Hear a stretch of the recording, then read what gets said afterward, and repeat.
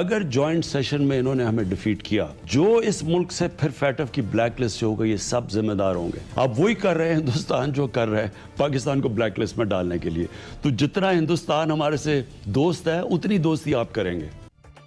खुदा न खास्ता पाकिस्तान ब्लैक लिस्ट हो सकता है। हुकूमत को चाहिए ऑपोजिशन का ताउन, लेकिन ऑपोजिशन का वो ताउन हुकूमत को दरकार नहीं है। और इस पर प्राइम मिनिस्टर ने अपने खदशात का खुलकर इजहार कर दिया है। साथ ही साथ ये जिम्मेदारी उन्होंने ऑपोजिशन पर आयद करने के हवाले से भी बात की है। लेकिन जनरल साहब, आप समझते हैं कि सेनेट के बाद पार्लियामेंट के मुश्तरका इजलास में भी बिलों की मुखालफत करेगी ऑपोजिशन? बिस्मिल्लाहिर्रहमानिर्रहीम। देखिए, मेरा नहीं ख्याल के करेंगे, क्योंकि ये कौमी मसला है, इसका एहसास होना चाहिए। और अगर मुखालफत करें तो ये मेरा ख्याल बहुत बड़ी ज्यादती होगी। ये किसी के सर पे एहसान नहीं है। अगर कोई वोट देता है इसकी फेवर में, तो मैं नहीं समझता कि उसकी मेहरबानी है, उसको एहसान समझा जाएगा या पार्टी के साथ, पीटीआई के साथ कोई फेवर समझी जाएगी। ये कौमी जरूरत है। आज ये हुकूमत है, कल नहीं होगी और फिर किसी और पार्टी की होगी। तो यही मसला अगर गले में लटका हुआ, तो आप सोचें कि उस दूसरी पार्टी को इकोनॉमी अगर ब्लैक लिस्ट में जाती हुई मिले तो क्या करेंगे। तो ये इन चीजों के ऊपर तमाशे खड़े करना, सियासत करना, ये मुनासिब हरगिज नहीं है। ये कहना कि जनाब इसके आप हुकूमत इनको आके मनाए करे, बड़ी अच्छी बात होती है अगर हुकूमत राब्ता करती, आगे बढ़ती। लेकिन अगर नहीं भी किया तो इसका मतलब ये तो नहीं कि अगर कल कश्मीर पे बहस हो, हुकूमत ने आके नहीं इनको बुलाया, तो कश्मीर जो है उस पर हम सारे अपने हथियार फेंक के कहें जी ठीक है, जो भारत कर रहे हैं वो ठीक है। ये नहीं हो सकता। तो मेरा ख्याल है कि एक तो ये इनको ज्यादती नहीं करनी चाहिए, इस पे सियासत नहीं होनी चाहिए।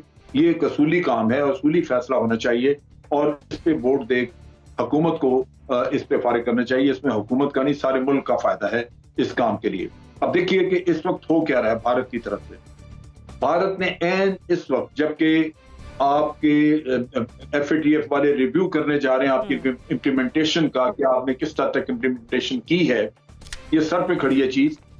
उन्होंने पुलवामा का किस्सा दोबारा निकाल दिया, और ना सिर्फ निकाला है बल्कि एक झूठ का बहुत बड़ा पलंदा, जाली गुफ्तोशनी के जनाब के मैसेजेस एक्सचेंज हो रहे थे, जिनके लिए वो जिनकी वीडियो या जिनकी ऑडियो टेप बनाई है वो दुनिया से जा चुके हैं, वो मारे जा चुके हैं लोग।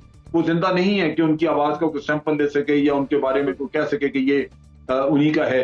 वो दुनिया में नहीं है। लेकिन उन्होंने वो इस तरह का सारा फैब्रिकेशन करके 1 साल लगाया उन्होंने।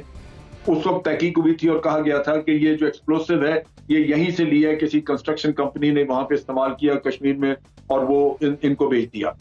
अब कह रहे हैं नहीं जनाब, वो तो इन्फिल्ट्रेशन करते थे तो हर दफा वहां से 12 kg उठा के लेके, उन पहाड़ों में तो 2 kg का वजन उठा के लेके जाना मुश्किल है, और आप इन्फिल्ट्रेशन वाली की बात करते हैं, इन्फिल्ट्रेशन है नहीं। तो ये वो ड्रामा आपके खिलाफ चल रहा है जहां भारत आपको हर तरफ से घेर रहा है। पहले ही आपकी फॉरेन पॉलिसी, फॉरेन ऑफिस इतना अग्रेसिव नहीं है कि जो भारत की हरकत है उनका पोल खोले। उल्टा आपके अपने लोग जब आपको इस तरह जलील करने पे उतरे हों तो आप सोचिए कि आपके मुल्क का बनेगा क्या। मैं तवक्को करता हूं कि इस पे कतन सियासत नहीं की जाएगी और बड़े होशमंदी से पोजीशन और इस बिल को पास करवाए। सही। मोना, ऑपोजिशन भले ही हुकूमत में नहीं है, लेकिन ऑपोजिशन में रहते हुए भी वो इस जमहूरी दौरे हुकूमत का हिस्सा है। दूसरा ये कि जो खदशात आपको और हमें यहाँ पर लाहक हैं, ऑपोजिशन को भी इस हवाले से बेहतर आगाही होगी, तो फिर बिलों में मुखालफत इस बार करेगी पार्लियामेंट के मुश्तरका सेशन में?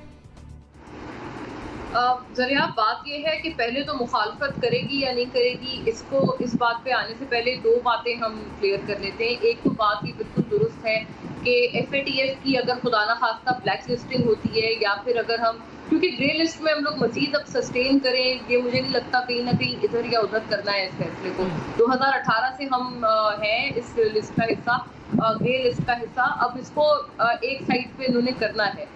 ये एक नज़र आ रहा है, एक रवैया खासतौर पर जो एशिया पैसिफिक ग्रुप है FATF का, उनकी तरफ से, या उनकी तरफ से एक ये एटीट्यूड नज़र आ रहा है कि let's close this chapter once and for all, एक इसका फैसला कंक्लूसिवली किया जाए। तो ये बात है कि ग्रे लिस्ट के बाद अगर खुदा ना खास्ता ब्लैक लिस्ट होते हैं हम, ये तो 100% इट्स अ गिवन कि पाकिस्तान की इकॉनमी के लिए इसके तबाहकुन किस्म के असरात होंगे। और इस वक्त हमारी मईशत का जो हाल है, ख़ासतौर पर कोरोना वायरस के बाद से, वो वैसे भी हम सबके इल्म में है, हम सबके सामने है और हम एक तरह से इसके रिसीविंग एंड पे है मईशत के एतबार से। पहली बात तो ये। दूसरी बात ये कि अगर जॉइंट सेशन होता है तो यकीनन जॉइंट सेशन में एक तो नंबर्स पूरे हो जाएंगे। जो ट्रेजरी बेंचेस हैं अगर उनके नंबर्स पूरे हो जाते हैं तो फिर जो अपोजिशन की तरफ से जो स्टांस आएगा या उनकी तरफ से हाँ करना या ना करना, मुखालफत करना या हिमायत करना, वो मुझे लगता है इतना मायने फेज नहीं होगा जितना कि सेनेट में, क्योंकि सेनेट में तो बड़ी क्लियर अक्सरियत है अपोजिशन की। और नेशनल असेंबली से तो आपको पता है जैसे क्लियर हो गया था, वहाँ पर भी इन्होंने 2 बिलों में अमेंडमेंट प्रपोज की थी अपोजिशन ने, और उनको ये था कि वारंट के बगैर गिरफ्तारी और वगैरह, इस पर उन्होंने एतराज़ उठाया था दोनों जमातों ने, और फिर उसका नैब की कुछ तरामीम से भी वास्ता था। तो खैर उनकी जो प्रपोज्ड अमेंडमेंट्स थी वो रिजेक्ट हो गई। उनके अमेंडमेंट्स के बाद से आपको पता है कि कौमी असेंबली से तो इसका पैसेज हो गया, ये बिल गुजर गया, लेकिन जब वो अपर हाउस में गया तो वहाँ पर जाके फंस गया, और होना भी यही था। लेकिन फिर भी मुझे लगता है कुछ अंडरस्टैंडिंग थी अपोजिशन के रहनुमाओं के साथ, जिसकी वजह से ये सेनेट गया था, और ऐसा महसूस किया जा रहा था कि गालिबन इसके लिए जॉइंट सेशन की ज़रूरत नहीं पड़ेगी। अब जॉइंट सेशन इसीलिए बुलाया जा रहा है क्योंकि सेनेट में और ये जो टर्न बाय टर्न जो दोनों हाउसेज में बिल गया है उससे बात नहीं बनी है, नहीं हो पाया, तो इसलिए सेनेट में बुलाया जा रहा है बिल। अच्छा, इसमें भी मुझे कोई शक नहीं है कि ये बिल्स बहुत खुश उसलूबी से पास हो जाएंगे। एक तो नंबर्स की कोई कबाहत नहीं आएगी, दूसरा अपोजिशन की तरफ से भी अब नजर आ रहा है कि वो अपनी जो आपने वैसे भी दिखाया होगा, जो आपने देखा होगा दीगर भी जितने बिल्स वगैरह के मामलात रहे हैं, वो आर्मी एक्ट में तरामीम हो या कोई भी इस किस्म के मामलात हो, हमेशा से ये हुआ है कि अपोजिशन अपनी एक जरा दिखाने के लिए एक अपनी अपोजिशन जरूर करते हैं, अपेरेंटली वो कुछ तरामीम भी लाते हैं, और वो बिल्कुल हक पे जानिब है, ठीक है, उनका काम भी है कि अगर उनको कोई चीज़ लग रही है गलत तो वो उस पर तरामीम लाएं, लेकिन अल्टीमेटली चीज़ पास हो जाती है। अल्टीमेटली उस पर एज सच मुखालफत भी नहीं होती है, बोल के भी नहीं होती है, और वोट के जरिए तो नहीं होती है, वोट तो अपोजिशन नहीं देती है किसी इस तरह की चीज़ को। तो अब जो उनकी तरफ से एक टेम्परेचर मिल रहा है या जो उनकी तरफ से एक फीलिंग मिल रही है अपोजिशन की, वो यही है कि ना वो मुखालफत करेंगे और ये बासानी इस जॉइंट सेशन से पास हो जाएगा, क्योंकि सिंपल बात है, नंबर्स पूरे हो जाएंगे। ठीक है, पॉलिटिकल इंपॉर्टेंस शो करना चाह रही थी ऑपोजिशन, वो कर चुकी सेनेट में अपनी, लेकिन अलग बात है कि हुकूमत के हवाले से या मुल्क की सामियत के हवाले से ये मामला है, तो ऑपोजिशन यहाँ पर ताउन जरूर दरकार करेगी अपना। NBC आप बताइए, ये फैटिफ से मुतालिक जो प्राइम मिनिस्टर ने खदशात जाहिर किए हैं, वो खदशात अपनी जगह, और अगर हम बात करें मुश्तरका इजलास के पार्लियामेंट के सेशन की, तो यहाँ पर FATF के कानून साजी से मुतालिक ऑपोजिशन जो है वो ताउन करेगी या फिर मुखालफत करेगी बिलों की? अरे बिल्कुल बहुत इम्पोर्टेंट बात है, पाकिस्तान के लिए बहुत जरूरी है, लेकिन ये भी जरूरी है पाकिस्तान के लिए कि हमारा प्राइम मिनिस्टर, हमारे मिनिस्टर, हमारे इख्तलाफ एक दूसरे को गद्दार करने का तरीका कार छोड़ दे।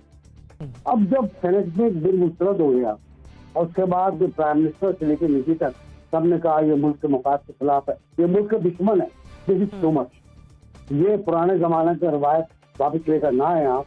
अयूब खान की, याया खान की और मुशर्रफ की, जिन्होंने हर आदमी को, हर मुखालिफ को मुल्क दुश्मन कहकर मुल्क बदर कर दिया था, मुल्क के, और बहुत से लोग मुझसे चले गए थे, मुझे ये पूरी का पता है। ये कौमी मुफाद का मसला है, मैं आज भी कायम हूँ, मेरे उसके बाद भी बात हुई है कि शहजाद वसीम साहब की जो खूबसूरत उर्दू में उन्होंने गजल गई थी, उस पर एतराज हो गया था हिज़्ब इख्तिलाफ को, और हिज़्ब इख्तिलाफ उस गजल को मतलब बर्दाश्त नहीं कर पाई थी, क्योंकि उसका तरीका ही वो था, अंदाज इस तरह का था कि वो नाकाबिल समझ थी और नाकाबिल फहम थी। इस आदमी को क्या हो गया कि इस कैश के अंदर वापिस जनरल मुशर्रफ में वज़ीर दाखिला की वो आ गई, और अभी तो ये कायदे अवान है, कायदे अवान का भ्रम होता है। शिबली साहब आजकल बहुत ज्यादा हंगामा कर रहे हैं, हाउस में वो जब कायदे अवान थे उनका अपना खास तरीका था, एक सॉफ्ट ले जाता। बुनियादी वजह शहजाद वसीम की बुलंदतरानी थी जो वो वहाँ कर रहे थे, और उसके अलावा मेरा ख्याल कोई मसला नहीं है। ज्वाइंट नवाजुद्दीन भी कहा था आपसे, ज्वाइंट सेटिंग में जाएगा, मंजूर हो जाएगा। हिज़्ब इख्तिलाफ भी मुझे जो सलाह है वो ये है कि मुखालफत नहीं करेगी, कतई नहीं करेगी, पहले भी मंजूरी दे चुकी है, वो पहले भी बहुत से एंटी ह्यूमन राइट बिल्कुल मंजूर कर चुकी है वो, तो एक और से इस पर क्या मसला होता है? कोई मसला नहीं है, वो मंजूर कर लेंगे, तब हाँ में जो आप देंगे बावाज़ बुलंद हाँ होगा, कोई डिवीजन अप्लाई नहीं करेगा, कोई डिवीजन डिमांड नहीं करेगा।